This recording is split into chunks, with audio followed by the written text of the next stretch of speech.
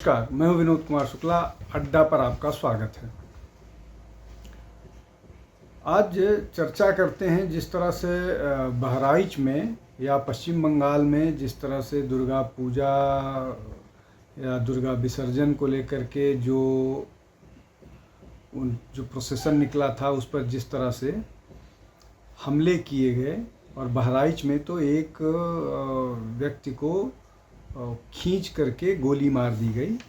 आज उन सब विषयों पर समझने की कोशिश करते हैं कि क्यों इस तरह की घटनाएं लगातार घटित हो रही हैं, और ये मामले ज़्यादा इंटेंसिफाई दो प्रदेशों में हो गए हैं, विशेष रूप से उत्तर प्रदेश और पश्चिम बंगाल में। हालांकि ये घटनाएं पहले भी होती रही हैं, चाहे वो और पूरे देश में होते रहे हैं, चाहे रामनवमी की शोभा यात्रा हो, चाहे हनुमत जयंती की शोभा यात्रा हो, और ये गुजरात से लेकर के आंध्र प्रदेश, राजस्थान, पश्चिम बंगाल, उत्तर प्रदेश, हर जगह इस तरह की घटनाएं होती हैं। लेकिन ये जो मामला आया है बहराइच में या पश्चिम बंगाल में, ये अब इस तरह के मामले इन दो प्रदेशों में ज़्यादा बढ़ क्यों गए हैं, समझते हैं क्या है मामला। बहराइच की जो घटना है, जो सुबह जब विसर्जन की यात्रा निकल रही थी तो उसमें जिस तरह से उन पर आक्रमण किया गया, जुलूस पर आक्रमण किया गया, और उसको जुलूस को रोका गया। रोके जाने पर हिंदू पक्ष एग्रेसिव हो गया, वाद विवाद हुआ, और उसके बाद इस तरह का आरोप है कि ये जो राम गोपाल है, ये इसने छत पर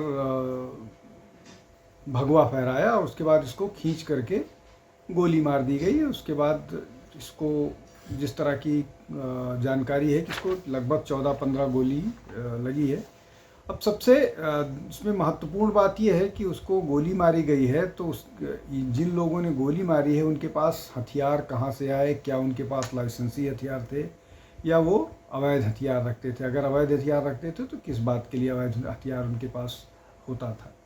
दूसरा ये कि अगर किसी व्यक्ति ने कोई गैर कानूनी काम किया है तो क्या सामने वाले पक्ष को कानून हाथ में लेना चाहिए या उस मामले में शिकायत करनी चाहिए। लेकिन ये यहाँ पर इस तरह की बात कही जाएगी, लेकिन जो अनप्रोवोक्ड होते हैं, जो जुलूस निकलते हैं, जिन जुलूसों को रोक दिया जाता है और ये बोला जाता है कि आप लाउड स्पीकर नहीं बजाइएगा, आप डीजे नहीं बजाइएगा, तो क्या वो क्यों किए जाते हैं? क्या इस देश में सबको अपनी धार्मिक मान्यताओं को मानने का अधिकार नहीं है? वैसा ही मामला पश्चिम बंगाल का है, जब दुर्गा पंडाल पर हमला किया गया, दुर्गा पंडाल में आग लगा दी गई, मूर्तियों को क्षतिग्रस्त किया गया और ये बोला गया कि अजान का समय है, आप आरती नहीं कर सकते हैं। हम ये पश्चिम बंगाल की बात कर रहे हैं। बांग्लादेश में तो फतवा जारी हो गया था पूरे दुर्गा पूजा के दौरान कि आप आरती नहीं कर सकते हैं, और बहुत सारे विवाद हुए। अब इसको दो तरह से समझते हैं। पहले उत्तर प्रदेश को समझने की कोशिश करते हैं कि ये जो बातें हो रही हैं, ये एग्रेशन हो रहा है। अब अगर घटनाओं की बात करें तो अभी हाल फिलहाल में लगभग 15-16 घटनाएं हुई, जिसमें बहराइच की प्रमुख है, हावड़ा की श्यामपुर इलाके की घटना है, गढ़वा झारखंड की में घटना हुई, कौशाम्बी उत्तर प्रदेश में घटना हुई, कोलकाता के गार्डन रीच इलाके में घटना घटित हुई, करीमगंज असम में घटना घटित हुई, गोंडा में हुई, मतलब गोंडा बहराइच बगल बगल के इलाके हैं। गोंडा में 2 घटनाएं हुई, पहला 11 तारीख को हुई, दूसरा 12 तारीख को। पहली मूर्ति को क्षतिग्रस्त करने की वो हुआ, उसके बाद विसर्जन के दौरान हुआ। गोरखपुर में 5 तारीख को घटना घटित हुई, कुशीनगर में हुई, त्रिपुरा में 6 तारीख को कदमताला ब्लॉक में घटना हुई, लखनऊ में 10 तारीख को घटना घटी हुई, हैदराबाद में मूर्ति तोड़ने का विवाद आया और बोला गया कि वो जो है वो विक्षिप्त व्यक्ति था, वेगाबाउंड बोला गया। धमतरी छत्तीसगढ़ में घटना घटी, जमशेदपुर में हुई, सीतामढ़ी और कर्नाटक में घटना घटी। ये जो घटनाएं हैं इसमें उत्तर प्रदेश में जो जिस तरह से घटनाएं घटी हैं, जब से समाजवादी पार्टी की लोकसभा में समाजवादी पार्टी और कांग्रेस की 37+6 सीटें जीत कर आई हैं, तब से जो इस देश का दूसरा सबसे बड़ा बहुसंख्य समाज है, वो लगातार न केवल बयानबाजी कर रहे हैं। एक नेता ने तो जिस तरह से बयानबाजी की थी कि अब वो किस तरह की घटनाओं को अंजाम देंगे, क्या करेंगे, इसको लेकर के विवाद घटा था। उसके बाद फिर दूसरी घटना आई जिसमें बोला गया कि अब हमारी जनसंख्या बढ़ गई है, मोदी और इनको हटाएंगे। तो इस तरह की घटनाएं, और प्लस ये चाहे वो बहराइच की घटना हो, चाहे वो गोंडा की घटना हो, चाहे लखनऊ की घटना हो, इस तरह की घटनाएं लगातार हो रही हैं। तो एक ताकत मिली है, एक समर्थन भी इन दोनों राजनीतिक दलों का है, विशेष रूप से अपीजमेंट के कारण। और इसके कारण न केवल ये बड़बोलापन होता है, बल्कि एग्रेसिवली ये काम करते हैं, एग्रेसिवली इस तरह की घटनाओं को अंजाम देते हैं। और उसके बाद इनको मालूम है कि अगर ये किसी कानूनी शिकंजे में फंसते हैं तो जमाते उलेमा हिंद इनका मुकदमा लड़ने के लिए उनके पास एक बड़ी टीम है, वो उस बड़ी टीम को लगा देंगे। वो उनकी जमानत का ध्यान रखेंगे, उनके जब तक जेल में व्यक्ति रहेगा उनके खर्चे का इंतज़ाम देखेंगे। कांग्रेस भी इस तरह से ध्यान देती है, समाजवादी पार्टी भी इनके लिए पूरी तरह से समर्थन वो खड़ा रहता है, और बयानबाजी भी की जाती है। विशेष रूप से जब मुस्लिम समुदाय जो इस देश का दूसरा सबसे बड़ा बहुसंख्य समाज है, तब इस तरह की बात होती है। अब पश्चिम बंगाल में भी इस तरह की घटनाएं हुई। पश्चिम बंगाल की घटनाओं को प्रेरणा मिलने का, हालांकि ऐसा नहीं है कि वो पहली बार वहाँ इस तरह की घटना हो रही है, लेकिन जिस तरह से बांग्लादेश में तख्ता पलट हुआ है, उस तख्ता पलट के बाद वहाँ पर जिस तरह से बाकायदा घोषणाएं की गई हैं कि अब कोई भी व्यक्ति दुर्गा पूजा नहीं मनाएगा, लाउड स्पीकर नहीं वो करेगा, ये सारी चीज़ें हैं। वो सेंटिमेंट का स्पिल ओवर पश्चिम बंगाल में भी दिखा। जब पश्चिम बंगाल में जो हावड़ा में का श्यामपुर इलाका था, वहाँ पर पंडाल में आग लगाया गया, मूर्ति को डिसेक्रेट किया गया, और ऐसा ही जो है वो गार्डन रीच इलाके में हुआ। और इसमें सरकार पूरी तरह से निष्क्रिय दिख रही है। सरकार किसी तरह से, उत्तर प्रदेश में कम से कम ये हुआ कि बहराइच की घटना के बाद लोगों को गिरफ्तार किया गया है, 30 के आसपास लोगों की गिरफ्तारी हो गई है। लखनऊ की घटना हो, चाहे गोंडा की घटना हो, चाहे इस तरह की जो भी घटना हो, वो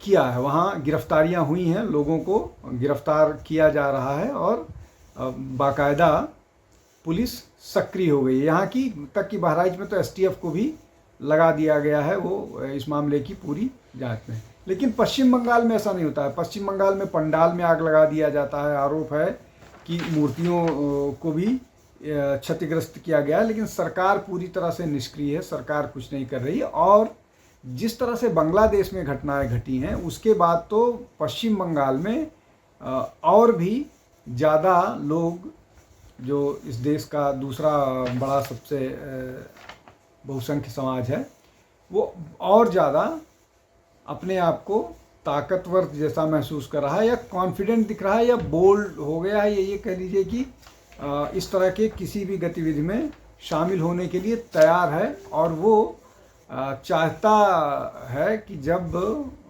अजान का टाइम हो उस समय आप दुर्गा पूजा न करें। दुर्गा पूजा साल में एक बार होती है और अजान 5 महीने दिन में 5 बार किया जाता है, लेकिन फिर भी उसको मानने के लिए तैयार है। लेकिन ये लॉ एंड ऑर्डर का प्रॉब्लम ज़्यादा बड़ा है। इसको लॉ एंड ऑर्डर के दृष्टि से भी अगर जो पश्चिम बंगाल सरकार है उसको हैंडल करना चाहिए। वो इसको नज़रअंदाज करती है अपने वोट बैंक के चक्कर में। वो मुसलमान जो हैं, जो इस देश का दूसरा सबसे बड़ा बहुसंख्य समाज है, उसको उस पर कोई कार्रवाई करने से हिचकती है। और ये जो बातें हैं, जो बात ये है कि आप अजान के समय दुर्गा पूजा का लाउड स्पीकर नहीं बचा सकते हैं, तो क्या इस देश में इंडियन पीनल कोड चलेगा या शरिया कानून पश्चिम बंगाल में लागू हो गया है, या उन इलाकों में जिसको तथाकथित रूप से ये बोला जाता है कि ये मुस्लिम इलाके हैं, वहाँ पर इस देश का संविधान नहीं लागू होता है, इस देश का संविधान नहीं चलता है, या सरकारें अक्षम है इस देश का संविधान लागू करा पाने से। विशेष रूप से अगर जो नॉन बीजेपी रूल्ड स्टेट्स हैं वहाँ पर जब इस तरह की बातें होती हैं तो ऐसा ही होता है। अब ये जो मसला है ये केवल दुर्गा पूजा के समय का मसला नहीं है। मैंने जैसा शुरू में कहा कि रामनवमी का जो जब शोभा यात्रा निकलती है, हनुमत जयंती पर जब शोभा यात्रा निकलती है, गणेश चतुर्थी गणेश उत्सव के दौरान जब शोभा यात्रा निकलती है, तब भी इस तरह की घटनाओं को अंजाम दिया जाता है। और तो और अप्रैल 2024 में जब एक बारात में महिलाओं की फ़ोटो खींचने पर बारातियों ने ऑब्जेक्शन किया तो भी मारपीट के लिए तैयार हो गए और मारपीट हुई। ये जो है सिद्धार्थ नगर का मामला है। तो ये जो सारा का सारा मामला है ये एग्रेशन का मामला है।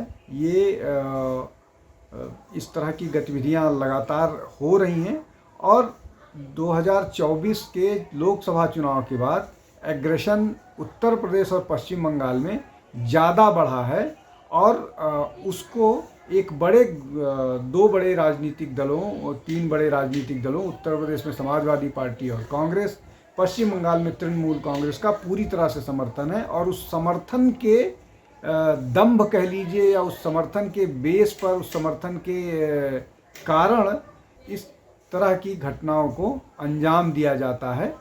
और वो ये घटनाएं जो हैं वो लगातार घटित हो रही हैं। इन पर सरकार के स्तर पर लगाम लगाया जाना चाहिए। लॉ एंड ऑर्डर की जिम्मेदारी सरकार की है, तो ये सरकार का जिम्मा है कि जो पंडाल हैं उनको प्रोटेक्शन दिया जाए, जो इस तरह के जुलूस हैं उनको प्रोटेक्शन दिया जाए। हालांकि पश्चिम बंगाल में तो दुर्गा पूजा और नमाज में सरकार हमेशा दुर्गा पूजा को जो दुर्गा प्रतिमा के विसर्जन को रोकने के लिए बोल देती है फ्राइडे की नमाज के, जब ये दोनों मामले क्लैश होते हैं। और जबकि दुर्गा का जो प्रतिमा का विसर्जन होता है वो तिथि और मुहूर्त के हिसाब से होता है। और बहुत सारे मामलों में तो हाई कोर्ट को इंटरवीन करना पड़ा है पश्चिम बंगाल की सरकार को वो करने के लिए। अब तो पश्चिम बंगाल की सरकार प्रेरणा ले रही है पश्चिम बंगाल के लोग, जो दूसरा सबसे बड़ा अल्पसंख्यक समाज है, वो प्रेरणा ले रहा है पश्चिम बंगाल से। और उत्तर प्रदेश में वो इस बात से बहुत मजबूत हो गया है कि अब विपक्ष के पास लगभग 42-43 सीटें लोकसभा की हैं। हालांकि उत्तर प्रदेश में अभी भी योगी आदित्यनाथ की सरकार है और ये नज़र आता है जब लॉ एंड ऑर्डर को वहाँ पूरी सख्ती और मजबूती के साथ लागू किया जाता है। और उसी के तहत जिन लोगों में जितने भी दंगाई थे सबकी गिरफ्तारी हुई है और वो काम अभी चल रहा है। लेकिन इस माइंडसेट को कैसे देखते हैं आप, कैसे आकलन करते हैं, कुछ समझने की कोशिश की गई है। आज के लिए बस इतना ही। आप हमारे साथ जुड़ते रहिए। बहुत बहुत धन्यवाद। नमस्कार।